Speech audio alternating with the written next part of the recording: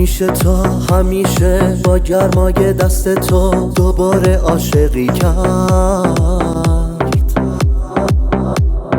من و تو خیابون داره میباره بارون، مهم نیست هوای سرد. میشه توی نگات، میشه تو لحن صدا دوباره خوشبختی رو حس کرد. کنارت عزیزم میشه خیلی چیزا رو عوض کرد.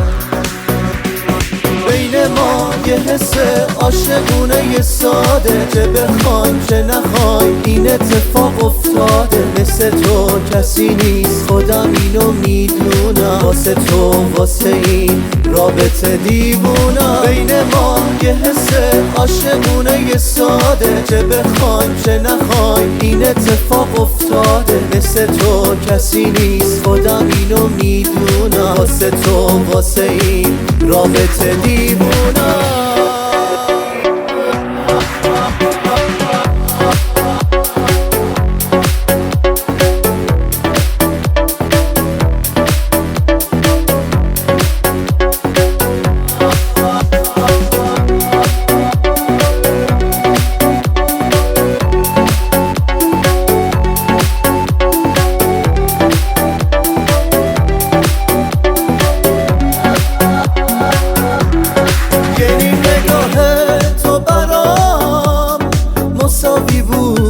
با عاشقی من با تو تازه فهمیدم خیلی قشنگه زندگی.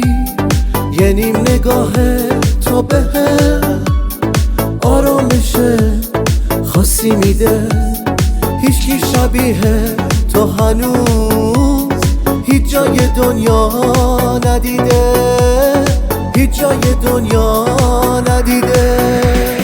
بین ما یه حس عاشقونه یه ساده، چه بخوایم چه نخوایم این اتفاق افتاده. مثل تو کسی نیست خودم اینو میدونم، واسه تو واسه این رابطه دیوونم. بین ما یه حس عاشقونه یه ساده، چه بخوایم چه نخوایم این اتفاق افتاده. مثل تو کسی نیست خودم اینو میدونم، واسه تو واسه این رابطه دیوونم. ارجمند مانی قربانی.